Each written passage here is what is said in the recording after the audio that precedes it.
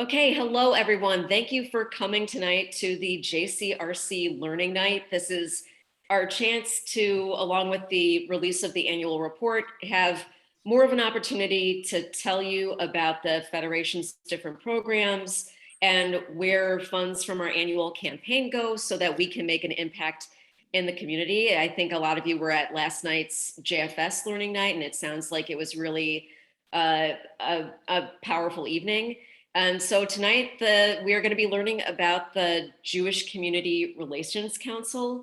And so I'll introduce myself first. My name is Jori Slodky. I am the Grants and Content Manager at the Jewish Federation of Raleigh-Cary. And I wear some other hats, and I wear the hat of the JCRC professional who works with the volunteer committee. Judah? I'm Judah Siegel. I'm the chairman of the Jewish Community Relations Council. Okay, hi, I'm Janice. Am I unmuted?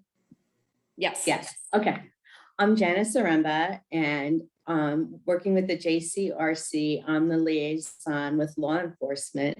But I also see that as a role that goes in two different directions. Aside from working with law enforcement, I'm also trying to be sort of a hub or a way to connect all the volunteers, security volunteers from the other houses of worship together.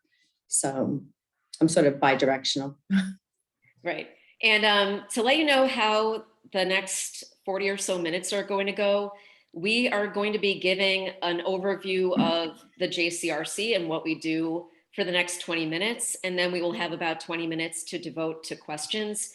If you have a question, you can enter it in the chat box. You can type it there and we will see it and we will try to address questions. We want to make sure that everybody has the opportunity to ask at least one question if they want to before we get to second questions. So again, if you have any questions at this point during the presentation, you can type them in the chat box.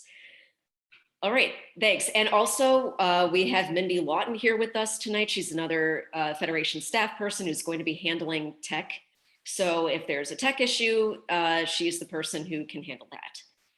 All right, so first we're gonna start with talking about what JCRC is and some of the things that we've handled recently, and we will start with Judah. Well, thanks, Jory. So in a word, Jewish Community Relations Council is the official voice of the Jewish community to the general community. And that's the elevator's pitch. And just so you know, an organization similar to this, usually the same name, Jewish Community Relations Council, exists in virtually every community around the United States and Canada where there is a substantial Jewish community. If there is a federation or agencies of any kind, if those have been established, you will usually find a Jewish Community Relations Council there, which is very helpful to know because sometimes people might approach you, friends or family from other cities with an issue that you think relates to the JCRC, and they may very well have such an organization right at their fingertips in their own communities. So the way we work here is kind of two approaches, if you will. One is a proactive thought to this task, and the other reactive. So in the proactive department, we do a number of things. For example, we reach out to other organizations so that they know we exist and who we are, as a way of both helping them understand Jews and Judaism, and as a way of offering our assistance as members of the community. Some examples of that would be, for example, law enforcement. And in a few moments, Janice Zaremba will tell us more about that, since she is the liaison. And although you said, Janice, it was bi-directional, in fact, those two parts are very much connected. Both reaching out to law enforcement, for example, just the other day, she brought us to the chief in Raleigh, the new chief, but they also connecting the congregations or other Jewish institutions. This is a very helpful process and it all ties together. So Janice will tell us more, but that's an example of our proactive work. Another would be work that Mark Goldhaber does on our committee. He does a lot of work with elected officials, for example, city commissioners or county commissioners. He gets to know them, schmooze with them, again, sharing with them our issues, and also being ears when Jewish issues may come up. And here it's interesting because I'm going to skip to the thought. A lot of times you see what we do in the public eye. There it is, in headlines, maybe in the newspaper or on TV. But sometimes what we do is really behind the scenes. We might be sitting down having lunch with a commissioner, just helping them understand a situation. And again, in the proactive category, if they understand us and where we're coming from, we might avoid certain things from ever happening and avoid you ever seeing them in the news. And that's a good thing, in my opinion. So those are two of the areas we're working. Also, other elected officials, for example, officials on a state or national level. Well, we don't have a complete connection with all of them by any means, but we're available to do that kind of thing as necessary. And again, I'll give you an example. Coming up in the next few months is a primary. And this primary is for the Democratic Party will fight over the seat that was been held by David Price. The two people we know are going to be running for that seat. One of them is Wiley Nichols, and the other is Nida Alam, I believe. So one of our jobs is to help the Jewish community understand where these two people come from, what they believe in, what they stand for, and so that you can be educated. And we also hope to educate them into what matters to us. So that's an example of what we do. Another thing we do is we simply educate non-Jews for the sake of it. In other words, for example, coming up with something that Phil Brodsky, our executive, wants very much is to have a Seder, where this would be essentially a model Seder before Passover, again, where many non-Jewish people will be invited to learn about Judaism. And also the Seder, no doubt, will be constructed such that it will create meaning in the general community as well, not just the Jewish experience, but to see how it relates to our experiences all of us have here as Americans. So those are some of the proactive things we do and how we think. In the reactive department, well, sometimes you don't know what's coming. And so we have to be ready to deal with whatever that might be. I'd say the biggest issue now these days really is, unfortunately, a significant rise of anti-Semitism. And I will say it's unfortunately different than anything I've experienced yet. Now, I will say, before my lifetime, anti-Semitism was far worse. In other words, obviously we know about the Holocaust, and we know about anti-Semitic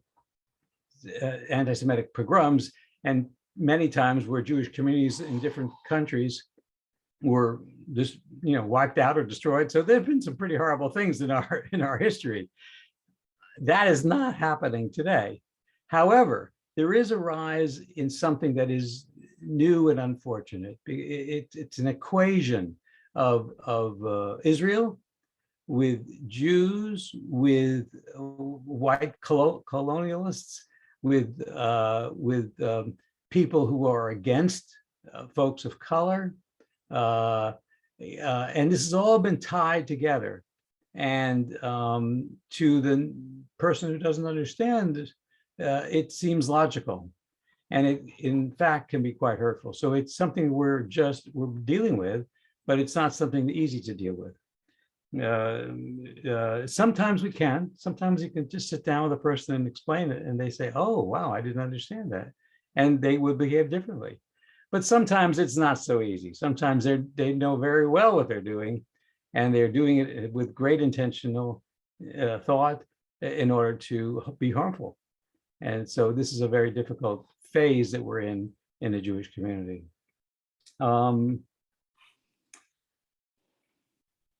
Really, I think I'll stop there. I think that's a general introduction. You get an idea of what we're about, the voice of the Jewish community to the general community, and we work in both a proactive and reactive way. So I would like to ask a member of our committee, Janice, to really elaborate on one of those proactive things we do. You as leader of our work with security, and particularly with police and agencies. And you're muted, so whoever, did you unmute yourself or someone unmute Janice? Thank you. I'm unmuted. So I put together a list of all law enforcement for Wake County and was really surprised when it was 2 pages long. When you get to state police, Capitol Police,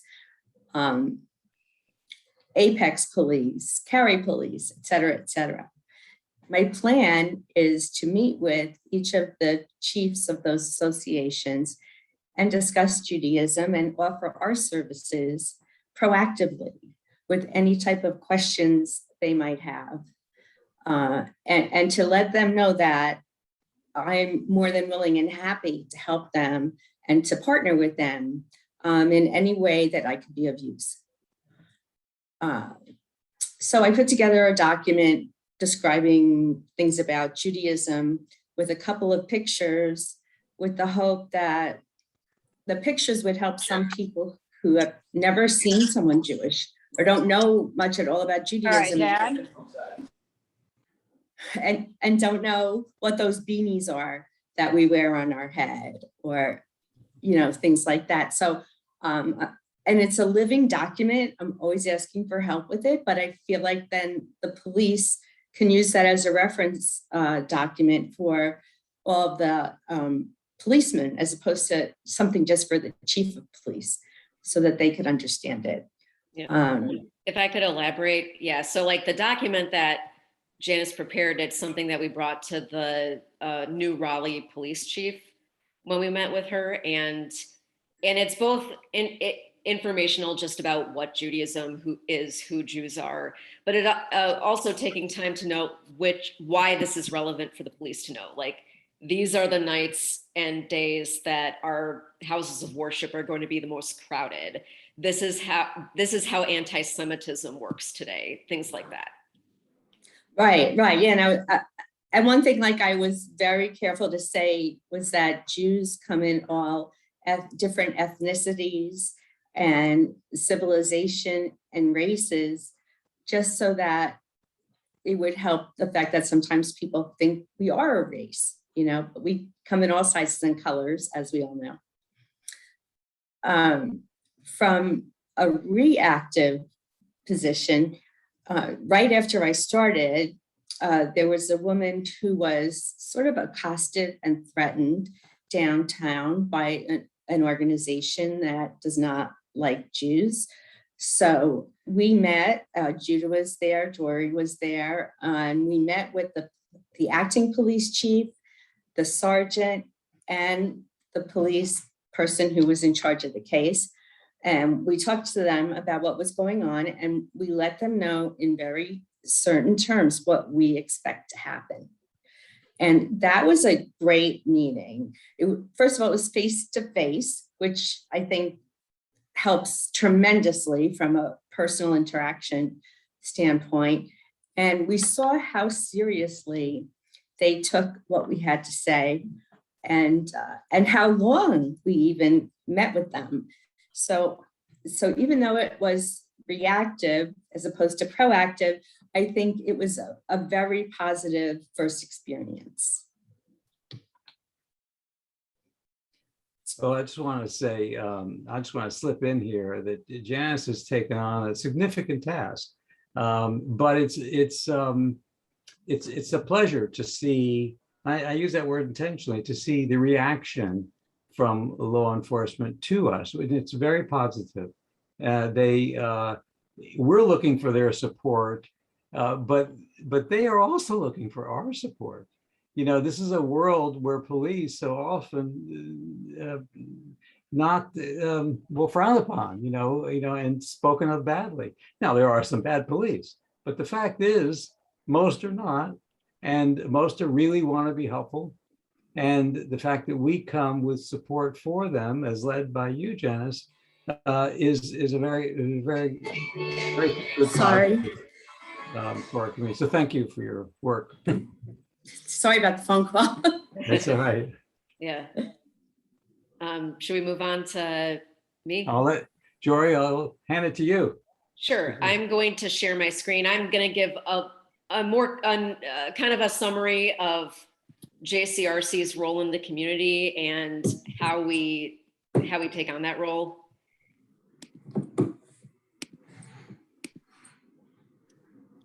Right. So this is kind of a nice summary. One thing that hasn't been brought up yet is that the JCRC, we don't just work in a bubble. We are part of a network of JCRCs around the country. And we work with our national organization, the Jewish Council for Public Policy or Public Affairs. Public Affairs. But they're the national organization that helps JCRCs, gives them resources. I'm able to connect with a group of professionals from around the country and get help when we're dealing with something. So it's nice that we're not working with a vacuum. There are other people who have handled the same issues, and we can exchange ideas. So this overview, as Judah said, the Jewish Community Relations Council acts as the official voice for the Jewish community of Wake County. That's all Jews, regardless of synagogue affiliation. And the role that it takes in the community as the official voice, JCRC advocates for Jewish needs by building relationships in the greater community. As Janice said, she's building relationships with the police. Our member, Mark Goldhaber, he has relationships with government officials, and we're constantly working on strategizing who we are going to build relationships with in the greater community. Oh, and I just want to throw in that Mark, and then Susan Goldhaber and I met and had lunch, and we talked about ways that we could share ideas and, sort of build onto the power of, Jewish community to make the JCRC as good as it can be. Great. Sorry. That's fine, Janice. JCRC is also the one-stop shop for managing community relations issues that arise in the community, in the Jewish community. And we're blessed to have more than one synagogue, more than one Jewish organization, and having one group be the point person, be the point of contact with the community. It helps streamline that communication when an issue comes up. And then also the JCRC mobilizes the community in the event of a crisis while continuing to balance behind the scenes and public facing strategies. So Judah and Janice talked about proactive versus reactive work. It also can be divided between public facing work and behind the scenes work. We mobilized, for example, during May when we were seeing the conflict between Israel and Gaza. That was a time that we helped mobilize the community to have public statements released, to have a community-wide virtual event. But we also do behind the scenes work, and that includes meeting with people and forming relationships. And that behind the scenes work is also necessary to making sure that our community stays secure. And we might not, with any given issue, we might not have released a public statement, but that doesn't mean that we aren't doing things behind the scenes. And we take issues very seriously and try to determine the best course of action. And the JCRC has 3 areas of focus. There's Israel and world affairs, which is probably what people know them best for. They're responsible for putting out Israel advocacy and education, and also fighting anti-Semitism. And so, for example, we've had virtual discussions with the General Consul of Israel in Atlanta. And we also are going to be having another event coming up where we're going to have a panel discussion about anti-Semitism on college campuses. And as Judah said, and Janice said, we're the people who respond to anti-Semitic incidents in the community. Another area is government relations. That includes building relationships with elected officials, as we mentioned before. It also includes setting a policy agenda, figuring out which domestic issues we want to get involved in or have or try to work towards. And the third area of focus is community partnerships. And this is a new area for our Jcrc. And this is a focus on building relationships with community groups and participating in larger community coalitions and initiatives. And that includes relationships with the African-American community, the LGBT community, the Asian American community. And the idea is that by forming relationships with these community groups, it helps the Jewish community be more secure. And working on things together helps us be better known in the community, which will help in a time of crisis. I'm going to stop sharing now. So that's kind of the big overview of what we do. And I think that provides a good snapshot of our role. We are there to advocate for the Jewish community and be the voice so that people know who to turn to when they need a Jewish response for things. People know who to turn to when they have an issue. We have a form on our website where people can fill out if they've seen an anti-Semitic incident or if they know about it, and we're there to advocate on your behalf. Before I start taking audience questions, which you can type in the chat box, Judah and Janice, is there anything else you wanted to add? I think well said for the first few minutes. I think we have laid it out what we're about, and I'm fine to go to questions. Jory, I'll let you choose them. Yeah, I just wanted to say I'm thrilled to be working with this organization and with these people, and I really appreciate the support that Jory gives us. Thanks. Okay, so I can start looking at questions from Orna. Will Jcrc make political choice recommendations? I can answer that one. Jcrc is a part of the Jewish Federation of Raleigh-Cary, which is a 501c3 tax-exempt organization, and that means that we cannot make endorsements for political candidates. We see our role as providing a forum for people to learn more about candidates, to provide a forum for voter education. And we've done that in the past. For example, for election 2020, we held a series of candidate forums with Jonah Kaplan of ABC 11 interviewing candidates. And when we do that, we invite all of the candidates who are running for that seat. Whether they choose to participate is up to them, but we at least make sure that we offer it to everybody equally, because that's our role as a 501c3. I just want to add a little something to what Jory said. And yes, you're absolutely right. So there's nothing, she's absolutely hit it on the head.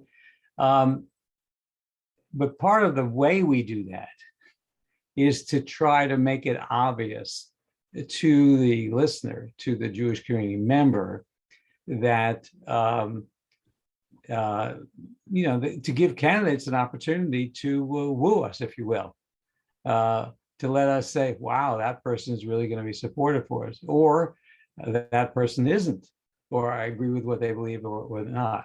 Well, by the way, sometimes it's really clear cut, but sometimes it's very subtle, because rumor has it that Jews have different opinions about things. I'm not sure that's true, but I've heard it said. And so there might be candidates who we would both view as supportive-ish to Jewish ideas, but they would have a different angle on it. And therefore it becomes each individual's opportunity to make their own decision. So, so what Jory said is right, but we try to make it clear. Thanks. Question from Stephanie. Do we get any national or local grants for the work you do? That's a good question. We don't currently get any grants that are specific to JCRC, although we get security grants that help with physical security at the campus. I'm not going to go into detail about what that involves, but we've been successful in that area. And also we're trying to get the word out about the security grant to other Jewish organizations this year so that people can decide if they want to apply for their organization. In order to get grants, I mean, I feel like JCRC has really, it was dormant for a while. And now in the last year and a half, it has really come back. And that's the story with a lot of JCRCs. And now that we're coming back, we can really look to what we want to do this year and the next year, set our priorities. And once we have those priorities in place, we'll be able to be in a position to look and see what's out there. I know that grants exist for various Israel education work and things like that. It can be a little difficult when a lot of those grant makers look for programs that are going to have a national impact or a really large scope, which isn't something that we necessarily can provide, but we can look and see what's out there. And that is me with my grants manager hat on. All right, let's see. Oh, a question from Mike Isaacs. Thanks for all you do as the mouthpiece for the community. It's important work. You mentioned teaching officials and candidates about what's important to us. How are the priorities determined? Is there a process to get feedback from our community leaders and members?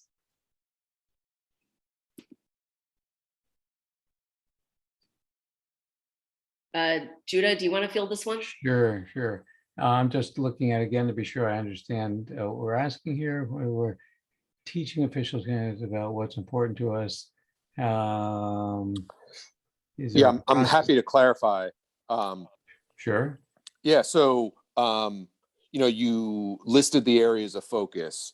I'm curious about how those areas are determined. I mean, they seem to make sense, but is there a process that you meet with, the religious leaders within the community and community members to make sure that, you're covering the issues in a way that's consistent to what the community wants? Does that make sense, or what the community feels is important? I think it does, Mike. And the answer really is, we're a diverse community. We do, first of all, by the way, we do talk to the rabbis and other community leaders. I know them all quite well, and we often chat.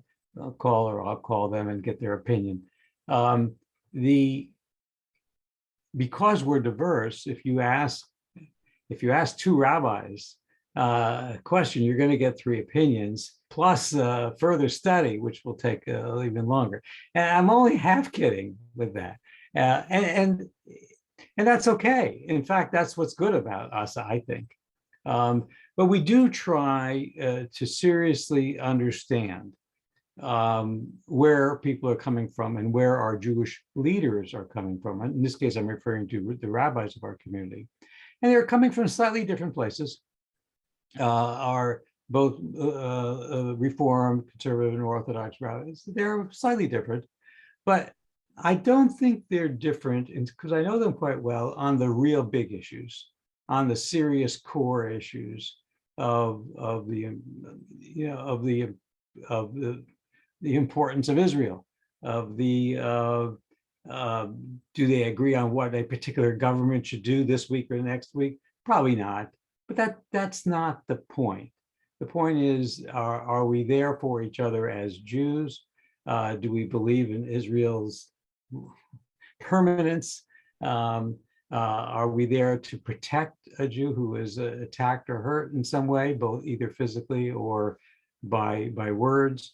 And on the big issues, I think we really are a very similar thought. And that's what we have in mind. In other words, the JCRC doesn't represent Reform, Conservative, or Orthodox movement. it doesn't, it represents really, we attempt to represent everybody. And that's hard to do, and it's not perfect, but we keep it in mind.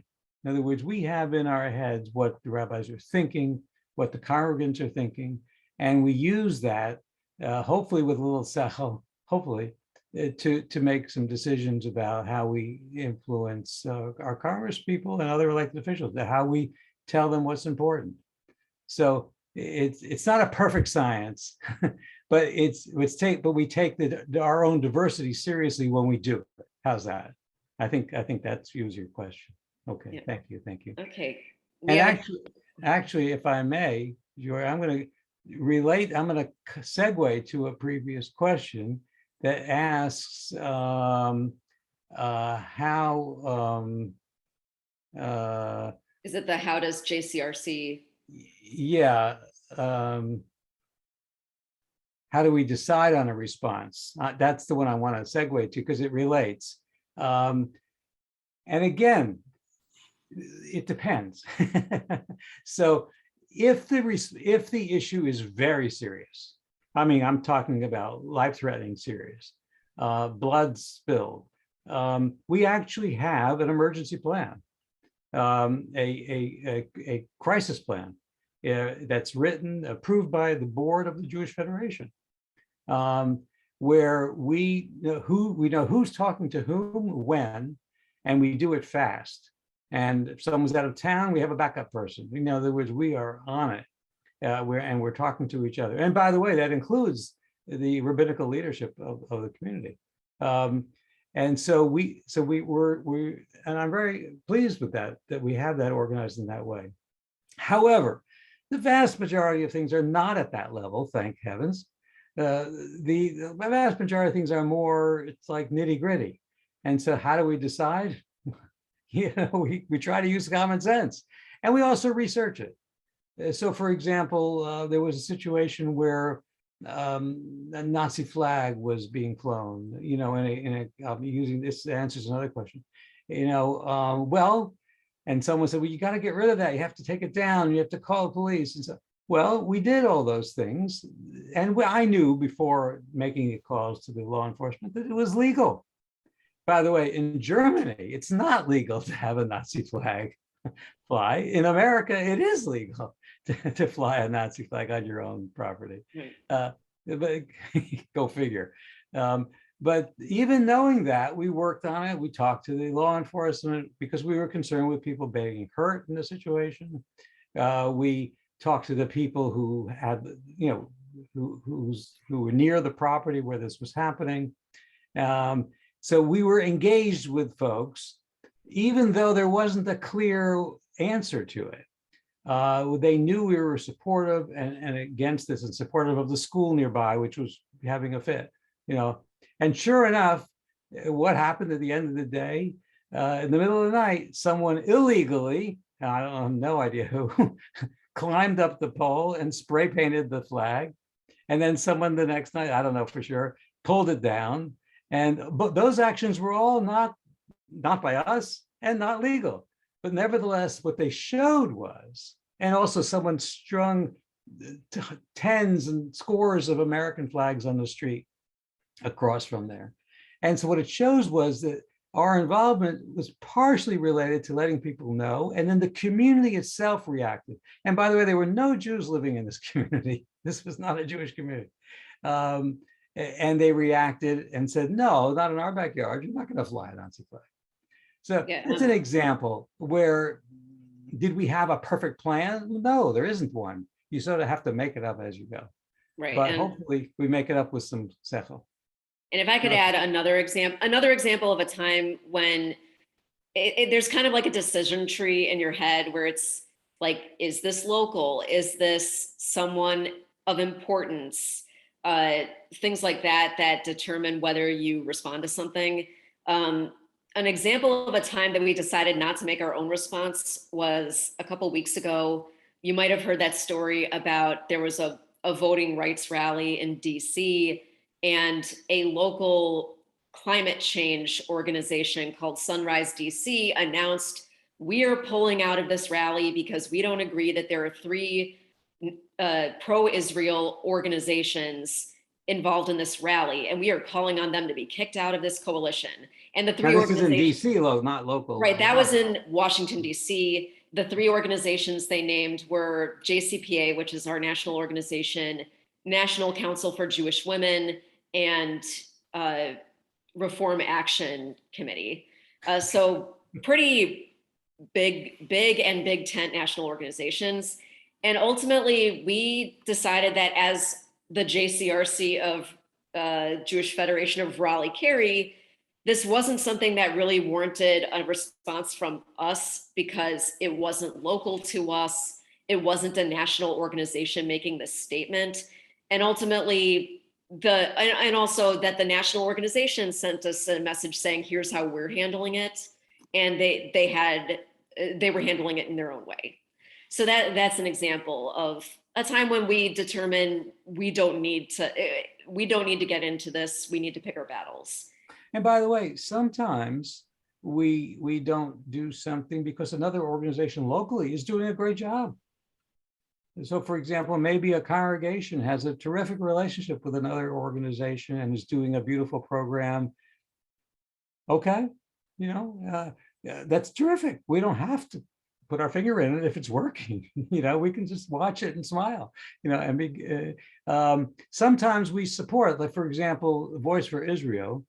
In my opinion, extremely fine organization. It works in Raleigh and the Durham area. They do some great work.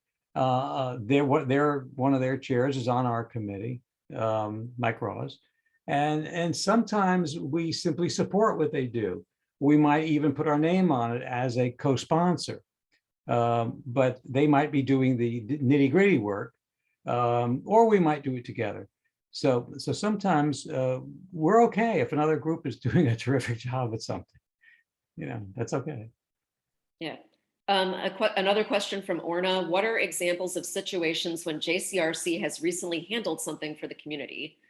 Do you want to talk about the union bread event? Sure. I could mention that.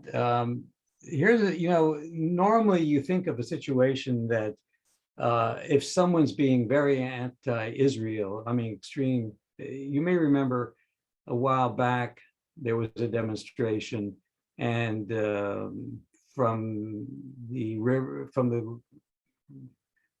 river to the sea, I believe they were chanting, free Palestine or whatever.